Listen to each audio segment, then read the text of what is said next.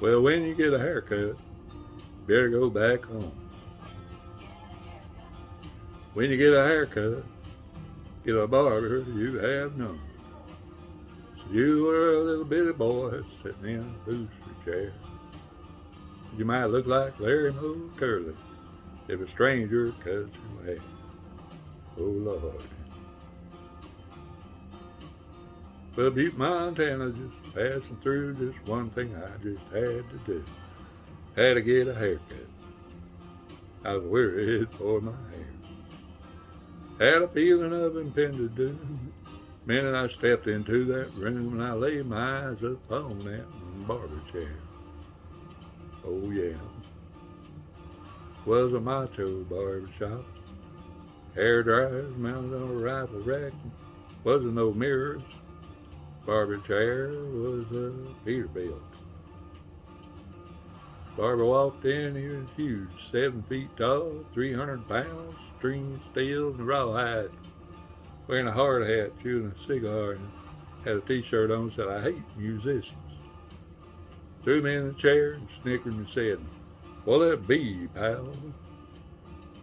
Now, a lot of people would have been intimidated in a situation like that, but I was not. I'm what I am. I play my piano, sing my songs. I looked him right in the eye and I said, I'm a logger, just up from Coos Bay, Oregon. Been topping them trees. Quite possibly the toughest man in the entire world. He said, all right. He gave me a haircut. I walked out of there and my hair was gone. Made Kojak look like Bill Gold. Yeah, I had a tremendous craving to operate heavy equipment. Now you may think that Butte, Montana haircut was the worst a man could ever get, but you're wrong.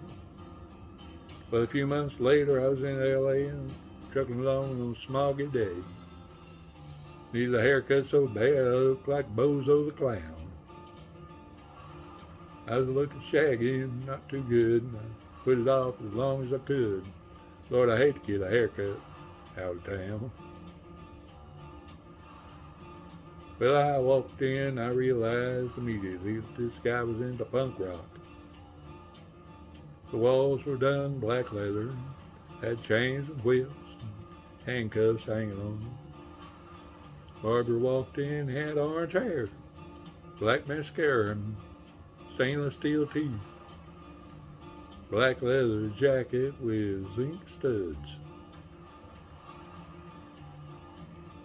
He threw me in the chair, hit me a couple times, whoop, chained me down, threw a Nazi flag over me. Said, I'm going to tell you something that might make you a little nervous. I laughed and I said, what could possibly make me nervous? He said, I'm gay. No problem.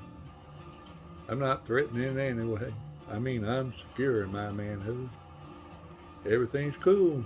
I am what I am. I play my little piano and I sing my song, looking right in the eye, and I said, I'm a logger. Played football in high school. I was in the Marine Corps. He said, all right. And he gave me a haircut. I walked out of there, friends, my hair was purple. Well, at least that mohawk section down the middle was purple. Had a white streak down on one side. The other side looked like Mr. T. Had a couple of safety pins in my cheeks. Felt a little teeny little bit conspicuous. Luckily, my next job was in San Francisco. Shoot, I got it there and I didn't even stand out at all. Wasn't even close. Most people thought I was an insurance salesman. Well, a few months later, I was way down south, grits and gravy, and hush your mouth. My hair was so long, I was starting to look like a man in drag. It was then the sheriff came up and he said, son, boy, you got too much hair on your head. You better get yourself a haircut. Today. Well, when I stepped into that shop, I realized immediately that I was dealing with a born-again barber. I don't see too many barber shops with a steeple. Had an organ in the corner, choir, an usher led me to the barber chair. Barber walked in, started saying grace. Oh Lord, for these haircuts we're about to receive, may we be truly thankful.